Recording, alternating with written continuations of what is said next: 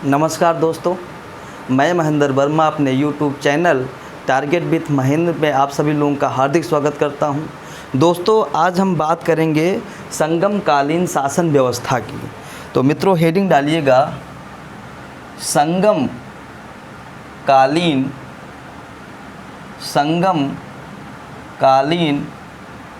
प्रशासन। संगम कालीन प्रशासन, आपको हेडिंग डालना है संगम कालीन प्रशासन के बारे में आज हम बात करेंगे, शासन व्यवस्था के बारे में आज हम बात करेंगे।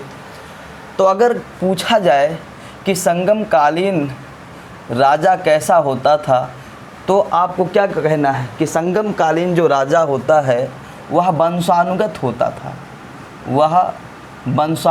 होता था। यानी कि राजा के बाद उसका पुत्र गद्दी पर बैठेगा, उसके पुत्र के बाद उसका पुत्र गद्दी पर बैठेगा, ये वंश परंपरा चलती रहेगी। और इस प्रकार से संगम काल में राज व्यवस्था कैसी थी? राजतंत्रात्मक थी, वंशानुगत थी और राजतंत्रात्मक थी, है ना। तो अगर किसी राजा का चुनाव नहीं होगा तो क्या वह जो है स्वेच्छाचारी शासक माना जाएगा कि नहीं माना जाएगा? क्या वह निरंकुश शासक माना जाएगा कि तो नहीं माना जाएगा?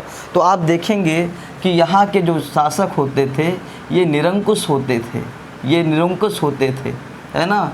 तो आपको बताना है कि संगम कालीन जो राजा होता था वह वंशानुगत होता था, राज्य का स्वरूप जो होता था वह राजतंत्रात्मक होता था और राजा के अंदर निरंकुशता पाई जाती थी थोड़ी बहुत मात्रा में, है ना।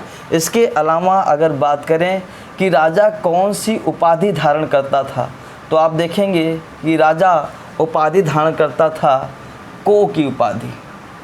दक्षिण भारत के जो राजा होते थे उनकी उपाधि होती थी को, उनकी उपाधि होती थी मन्नम, उनकी उपाधि होती थी व्यंदम, उनकी उपाधि होती थी अधिराज, है ना। ये उनकी उपाधियाँ हुआ करती थी। जैसे उत्तर भारत के राजा उपाधि धारण करते थे, महाराजा की उपाधि धारण करते थे, महाराजा धीराज की उपाधि धारण करते थे, परम भट्टारक की उपाधि धारण करते थे, देवानाम प्रिय की उपाधि धारण करते थे। उसी प्रकार से दक्षिण भारत के संगम काल के जो राजा होते थे उनकी उपाधि को की होती थी, मन्नम होती थी, व्यंदन होती थी, अधिराज होती थी, है ना। संगम काल का एक साहित्य आप पढ़ेंगे, और उस साहित्य का नाम है पुरनानूर।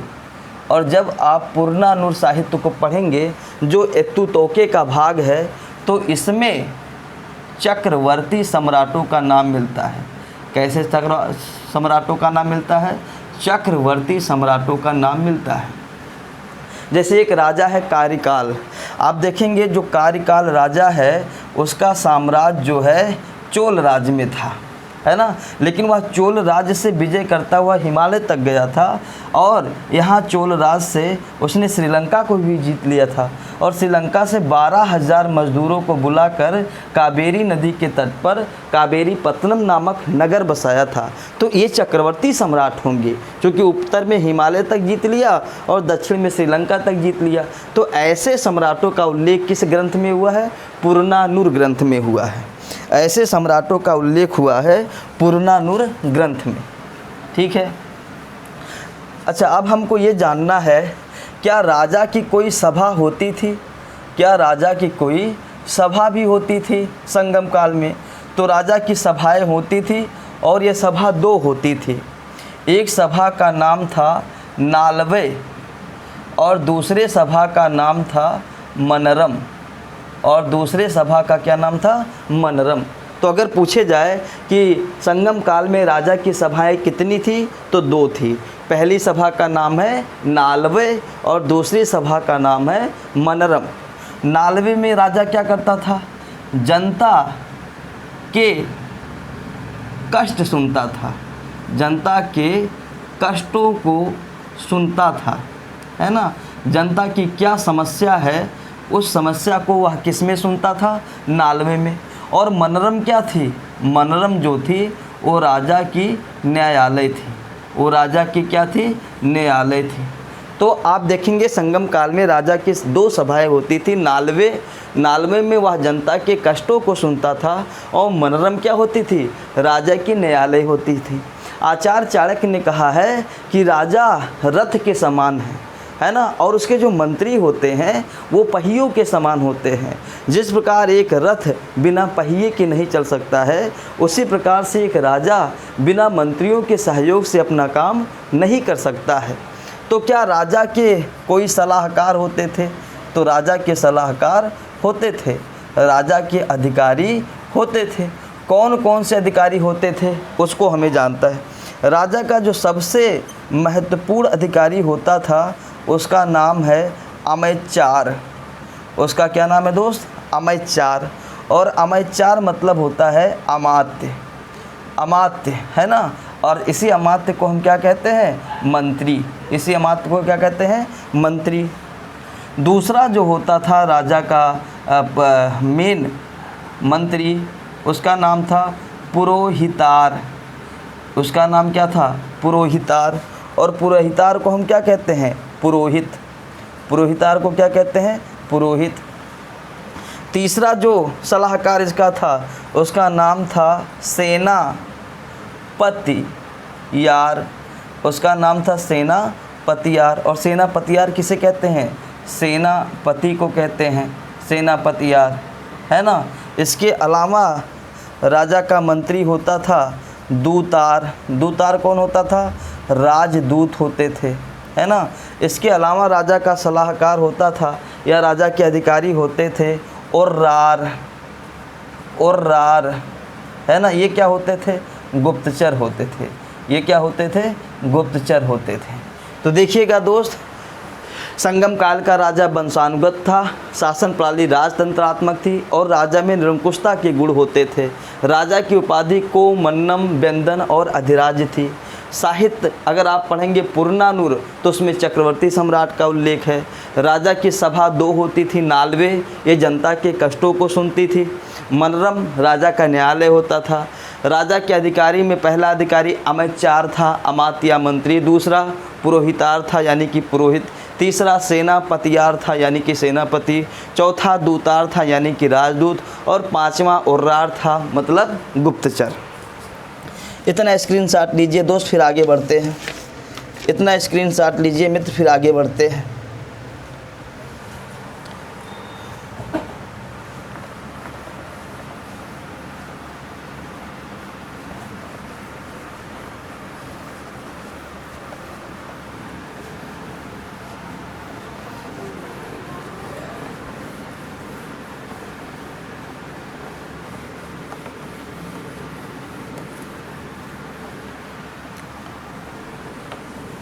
अब हेडिंग डालिएगा दोस्त, प्रशासनिक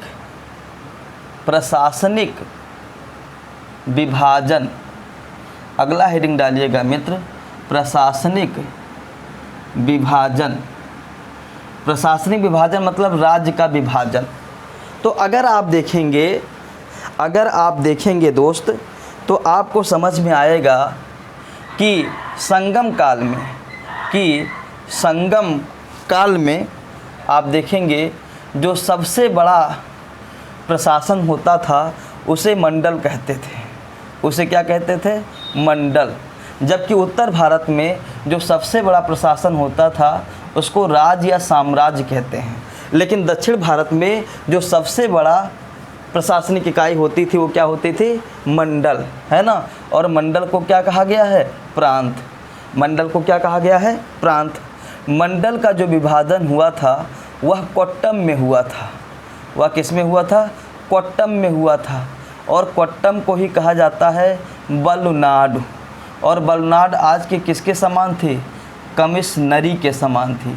आज के किसके समान थी? कमिश्नरी के समान थी। और जो कोट्टम का विभाजन हुआ था वह नाडु में हुआ था। और नाडु किसके समान है? आज के जिला के समान है। और नाडु का जो विभाजन हुआ है वह कुर्रम में हुआ है। वह किस में हुआ है? कुर्रम में हुआ है। और कुर्रम आज के किसके समान है? तहसील के समान है। ठीक है। फिर कुर्रम का विभाजन किस में हुआ है? उर में हुआ है। और उर आज किसके समान है? ग्राम के समान है। तो अगर संगम काल की सबसे बड़ी इकाई पूछा जाए तो क्या हो जाएगा, मंडल। और संगम काल की सबसे छोटी इकाई पूछ लिया जाए तो क्या हो जाएगा, उर। मंडल का विभाजन किस में, कोट्टम या बलनाडु में। और कोट्टम का विभाजन किस में, नाडु में। नाडु का विभाजन किस में, कुर्रम में। और कुर्रम का विभाजन किस में, उर में। तो स्क्रीनशॉट लीजिए, आगे बढ़ते हैं दोस्त।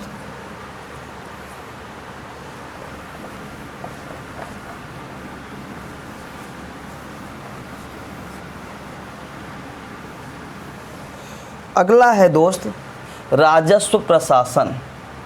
अगला है राजस्व प्रशासन। जो संगम काल है उसमें राजा का राजस्व प्रशासन क्या था, या राजा के आय का प्रमुख साधन क्या था संगम काल में। तो आप देखेंगे राजा के आय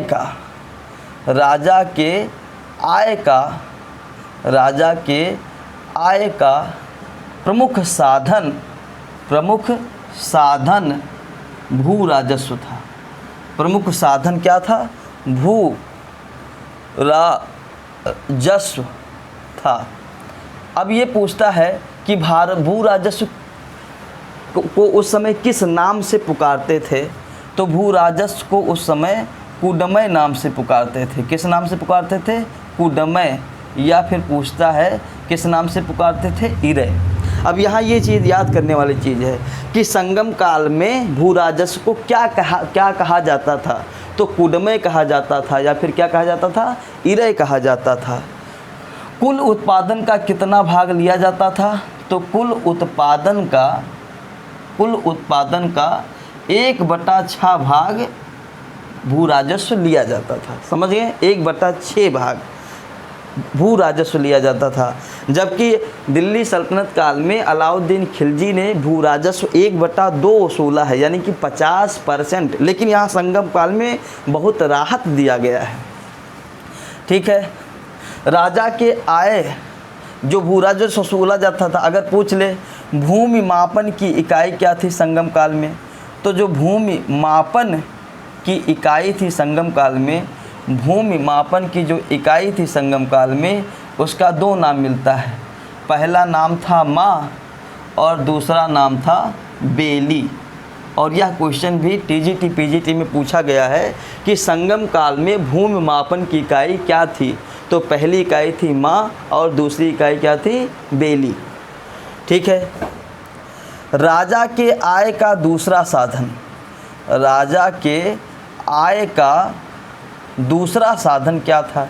तो राजा के आय का दूसरा साधन चुंगी कर था।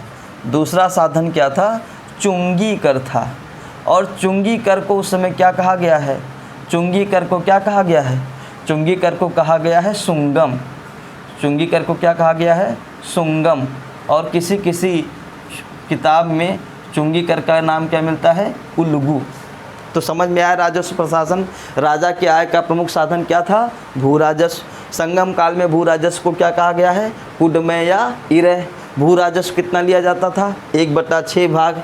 भूमि मापन की इकाई क्या थी, माँ अथवा बेली थी। राजा के आय का दूसरा साधन क्या था, चुंगी कर। और चुंगी कर को किस नाम से जाना गया है, सुंगम या उल्गू नाम से जाना गया है। स्क्रीनशॉट लीजिए, फिर मिटाते हैं इसको। ले लिया स्क्रीनशॉट, ओके।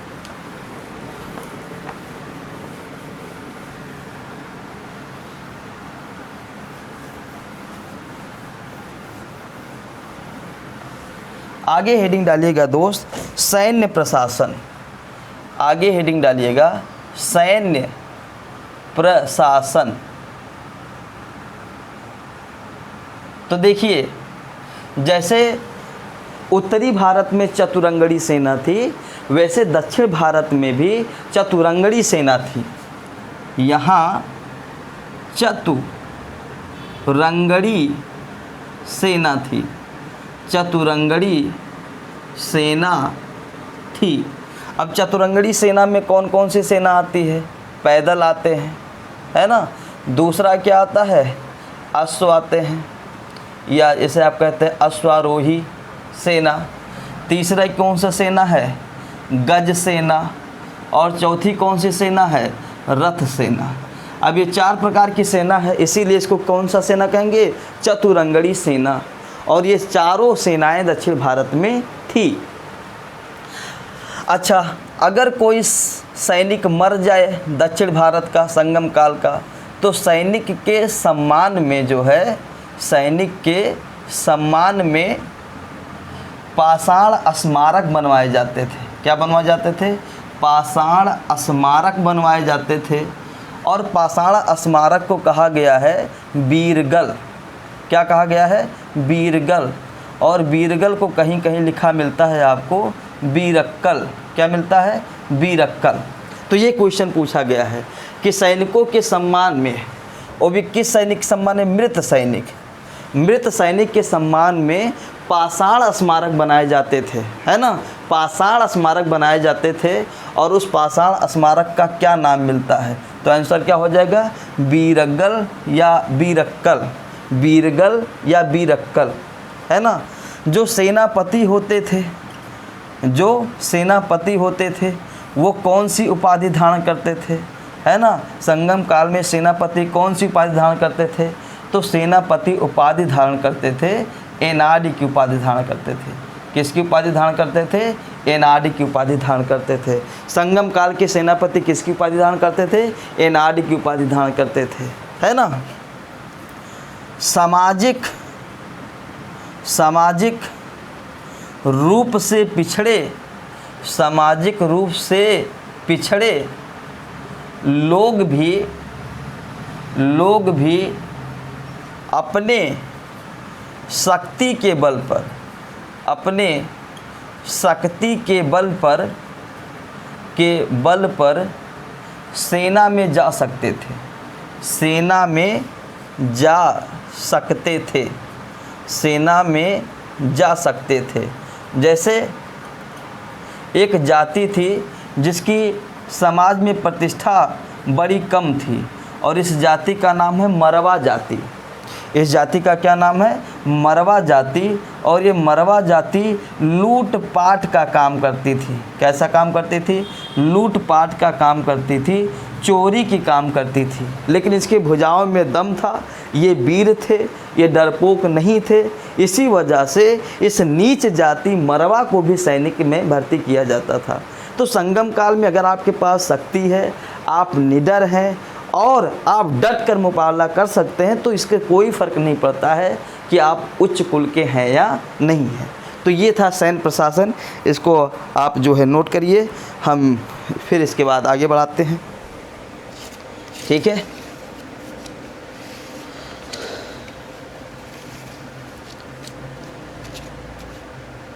स्क्रीनशॉट ले लिया दोस्तों, अब इसको मिटाएंगे हम।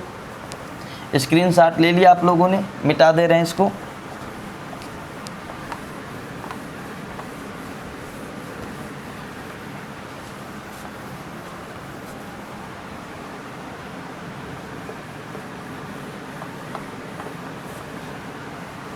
अब हेडिंग डालिएगा दोस्तों सामाजिक जीवन। अब हेडिंग डालिएगा आप लोग सामाजिक जीवन। संगम काल का जो है सामाजिक जीवन कैसा था, इसको हमें पढ़ना है। तो आप देखेंगे संगम काल में, आप देखेंगे संगम काल में 4 वर्ण नहीं थे। 4 वर्ण नहीं थे, जबकि उत्तर भारत में 4 वर्ण थे, ब्राह्मण, क्षत्रिय, वैश्य और शूद्र। लेकिन दक्षिण भारत में 4 वर्ण नहीं थे। संगम काल में 4 वर्ण नहीं थे, बल्कि 4 वर्ग थे। बल्कि 4 वर्ग थे। तो अगर कोई पूछे क्या संगम काल में वर्ण व्यवस्था थी, तो नहीं थी, वर्ग व्यवस्था थी। 4 वर्ग थे। पहला वर्ग कौन था? पहला वर्ग था सुड्डम वर्ग या सुड्डुम वर्ग। पहला वर्ग था सुड्डुम वर्ग। और सुड्डुम वर्ग में कौन आते थे? ब्राह्मण आते थे, प्लस बुद्धिजीवी आते थे। प्लस कौन आते थे? बुद्धिजीवी आते थे, है ना। और इनका काम क्या था? राजा को सलाह देना। इनका काम क्या था? राजा को सलाह देना। समझ में आया? तो संगम काल का पहला वर्ग कौन सा था? सुड्डुम वर्ग। इसमें कौन कौन आते थे? ब्राह्मण आते थे और बुद्धिजीवी आते थे। और ब्राह्मण और बुद्धिजीवों का क्या काम था? वो राजा को सलाह देते थे। अब इस सलाह को राजा माने या ना माने ये उसकी इच्छा पर डिपेंड करता है, ठीक है। दूसरा वर्ग जो था वो था अरसर वर्ग। दूसरा वर्ग था अरसर वर्ग। इसमें कौन कौन आते थे? इसमें शासक आते थे, इसमें शासक आते थे, प्लस कौन आते थे? योद्धा आते थे। समझ रहे हैं? इसमें कौन कौन आते थे? शासक आते थे प्लस योद्धा आते थे। और इसी अरसर वर्ग में वो मरवा जनजाति भी आती थी, क्योंकि मरवा जनजाति क्या होती थी? योद्धा। तीसरा वर्ग कौन सा है? तीसरा वर्ग है बेनिगर वर्ग। तीसरा कौन सा वर्ग है? बेनिगर वर्ग है। बेनिगर वर्ग में कौन आते थे? व्यापारी आते थे। बेनगर वर्ग में कौन आते थे? व्यापारी। इसमें छोटे व्यापारी भी शामिल थे, इसमें छोटे व्यापारी भी शामिल थे। जैसे एक व्यापारी ऐसा था, है ना, जो चारपाई, रस्सी की चारपाई बनाता था, है ना, उसको कहा गया है पुलैयन। उसको क्या कहा गया है? पुलैयन। यह क्या बनाता था? रस्सी से चारपाई बनाता था। यह क्या बनाता था? रस्सी से चारपाई बनाता था। तो छोटा व्यापारी था, लेकिन फिर भी यह किस वर्ग में शामिल है? बेनिगर वर्ग में शामिल है। दूसरा कौन है? एनियर है। दूसरा कौन सा है? एनियर है। और एनियर कौन थे? शिकारी वर्ग थे। एनियर कौन थे? शिकारी वर्ग थे। ये भी नीच काम है, शिकार करना, है ना, लेकिन फिर भी किस में शामिल है? बेनिगर वर्ग में शामिल है। और बेनिगर वर्ग में तीसरा जो छोटा व्यापारी है उसका नाम है परदवार। उसका नाम है परदवार। और परदवार क्या होते थे? मछुआरे होते थे। परदवार कौन होते थे? मछुआरे होते थे। और इसके बाद आप देखेंगे चौथा वर्ग जो होता है वो बेल्लाल वर्ग था। चौथा वर्ग कौन था? बेल्लाल वर्ग था। और बेल्लाल वर्ग में कौन आते थे? कृषक आते थे। बेल्लाल वर्ग में कौन आते थे? कृषक आते थे। कृषक कितने प्रकार के थे? तो कृषक 2 प्रकार के थे। बेल्लाल वर्ग में कौन आते थे? कृषक आते थे। और कृषक कितने प्रकार के थे? 2 प्रकार के थे, है ना। पहला जो प्रकार का कृषक था, पहला प्रकार का जो कृषक था उसको कहे हैं बेल्लालर। उसको क्या कहा जाता था? बेल्लालर। और दूसरे प्रकार का जो कृषक था उसको कहा गया है कडेसियर। उसको कहा गया है कडेसियर। अब इसमें बात आती है बेल्लालर किसे कहा जाता है? जो संपन्न किसान होता था, जो संपन्न किसान होता था उसको बेल्लालर कहा गया है। और जो कृषक मजदूर होता था, जो कृषक मजदूर होता था उसको कैडेसियर कहें। तो बेल्लाल वर्ग किसका वर्ग था? कृषकों का। और कृषकों का वर्ग कितने प्रकार का था? 2 प्रकार का। पहला वर्ग कौन है? बेल्लालर वर्ग, है ना। ये बेल्लालर वर्ग कौन थे? संपन्न किसान थे, जिनके पास बहुत अधिक मात्रा में खेती हुआ करती थी। कैडेसियर क्या थे? जिनके पास खेती नहीं होती थी, दूसरों के ज़मीन पर, किस्त पर, गल्ले पर, है ना, बटाई पर खेती करते थे, वो थे। और बेल्लालर का जो मुखिया होता था, बेल्लालर का जो प्रमुख होता था उसको कहा गया है बेलिर। उसको क्या कहा गया है? बेलिर। तो इतना दोस्तों, आप स्क्रीनशॉट लीजिए, फिर आगे बढ़ते हैं दोस्त। ले लीजिए स्क्रीनशॉट।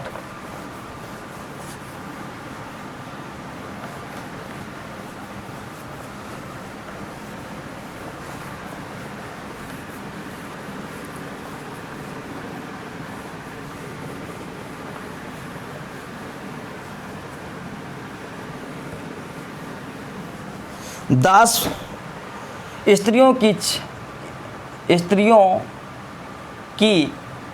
स्थिति की अगर हम बात कर ले संगम काल में कि स्त्रियों की स्थिति कैसी थी, तो संगम काल में स्त्रियों की जो स्थिति थी वह अच्छी थी। संगम काल में स्त्रियों की स्थिति कैसी थी? बहुत ही अच्छी थी। क्यों? क्योंकि समाज में जो है बाल विवाह, क्योंकि समाज में जो है बाल विवाह, ठीक है, प्लस पर्दा प्रथा, प्लस पर्दा प्रथा, प्लस दास प्रथा, प्लस दास प्रथा प्रचलित नहीं था, प्रचलित नहीं था। इसीलिए स्त्रियों की स्थिति अच्छी थी, क्योंकि बाल विवाह नहीं होता था, लड़की वयस्क हो जाती थी, वो अपने हिसाब से अपना पति चुनती थी। पर्दा प्रथा नहीं था, बिना वजह बुर्का नहीं पहनना है, बिना वजह घूंघट नहीं करना, ऐसा कुछ तिकड़म नहीं था। दास प्रथा नहीं था। सबसे बड़ी बात यह है, अगर पूछा जाए कि पूरे भारतवर्ष में वह कौन सा काल है जिस काल में दास प्रथा नहीं था, तो आंसर क्या हो जाएगा? संगम काल। संगम काल के अलावा हर काल में आपको दास मिल जाएंगे, लेकिन संगम काल में दास नहीं थे। तो ये प्रचलित नहीं था। और प्रचलित क्या था? तो आप देखेंगे संगम काल में सती प्रथा, दहेज प्रथा, सती प्रथा, दहेज प्रथा, ठीक है, बहु विवाह प्रथा, बहु विवाह प्रथा प्रचलित था, है ना। तो अगर पूछ ले आपसे एग्जामिनर कि संगम काल में क्या प्रचलित था, तो आप कहेंगे सती प्रथा, दहेज प्रथा और बहु विवाह प्रथा। क्या प्रचलित नहीं था? बाल विवाह, पर्दा प्रथा, दास प्रथा, है ना। और इसके अलावा आप देखेंगे विधवा विवाह प्रथा भी प्रचलित था। विधवा विवाह प्रथा भी क्या था? प्रचलित था समाज में। अगर बात किया जाए विवाह की उम्र क्या थी, अगर ये बात किया जाए विवाह की उम्र क्या थी, तो लड़कियों की जो विवाह की उम्र थी, लड़कियों की जो विवाह की उम्र थी वो 12 वर्ष थी। कितना वर्ष थी? 12 वर्ष थी।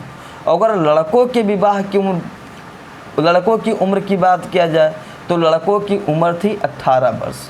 यानी कि संगम काल में कोई लड़का अगर 18 वर्ष का है तो वो शादी कर सकता है, और अगर कोई लड़की 12 वर्ष की है तो वह शादी करने के योग्य है, ठीक है। संगम काल में जो गणिकाएँ होती थी, जो गणिकाएँ होती थी, गणिका मतलब वेश्या नहीं होता है, गणिका मतलब जो डांस गाना करती हैं, उनको परतियार कहा गया है। उनको क्या कहा गया है? परतियार कहा गया है। ये क्वेश्चन बार बार पूछता है कि परतियार कौन थी, तो संगम काल की जो गणिकाएँ थी वो जो है परतियार थी, ठीक है। अगर हम खान पान की बात करें कि संगम काल के लोगों का खान पान कैसा था, तो संगम काल के जो लोग थे वो शाकाहारी भी थे, वो शाकाहारी भी थे, प्लस मांसाहारी भी थे, प्लस मांसाहारी भी थे। और सबसे बड़ी बात यह है कि इस काल के ब्राह्मण जो होते थे, इस काल के जो ब्राह्मण थे वो भी मांस खाते थे, है ना। इस काल के ब्राह्मण भी जो है मदिरा पीते थे, दारू पीते थे, जबकि उत्तर भारत के जो ब्राह्मण होते थे वो मांस मदिरा की तो बात ही छोड़ दीजिए, वो लहसुन और प्याज भी नहीं खाते थे। और ऐसा विवरण किसने दिया है? चीनी यात्री फाहियान ने दिया है, ठीक है। और यहाँ पर एक अद्भुत प्रथा थी कि जैसे ही लोग भोजन करते थे, भोजन करने के बाद ये लोग पान खाते थे। ये लोग क्या खाते थे? पान खाते थे, है ना। वैसे पान खाने की जो परंपरा है वह गुप्त काल से मानी जाती है, वह गुप्त काल से मानी जाती है, लेकिन संगम काल के लोग भी खाना खाने के बाद पान खाते थे। इसके अलावा आप देखेंगे कि कुश्ती लड़ना, इसके अलावा देखेंगे कुश्ती लड़ना, मुक्केबाजी करना, मुक्केबाजी करना, पासा खेलना, पासा खेलना इनका मनोरंजन था। अगर इनके मनोरंजन के साधन की हम बात कर ले तो ये जो है कुश्ती लड़के अपना मनोरंजन करते थे, मुक्केबाजी करके अपना मनोरंजन करते थे, पासा खेलकर अपना मनोरंजन करते थे, है ना। तो इसका स्क्रीनशॉट लीजिए दोस्त, फिर हम आगे बढ़ते हैं। इसका स्क्रीनशॉट लीजिए दोस्त, फिर हम आगे बढ़ते हैं, है ना। स्क्रीनशॉट लीजिए।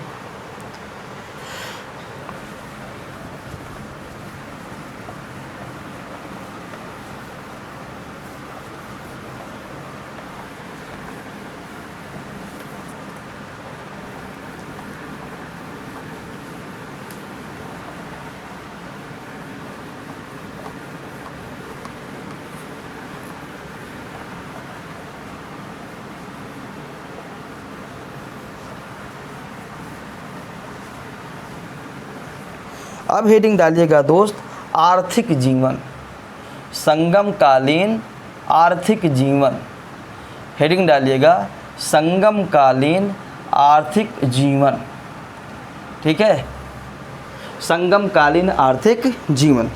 तो संगम काल में राजा के आय का जो प्रमुख साधन होता था वह भूराजस्व होता था, हमने बता दिया है।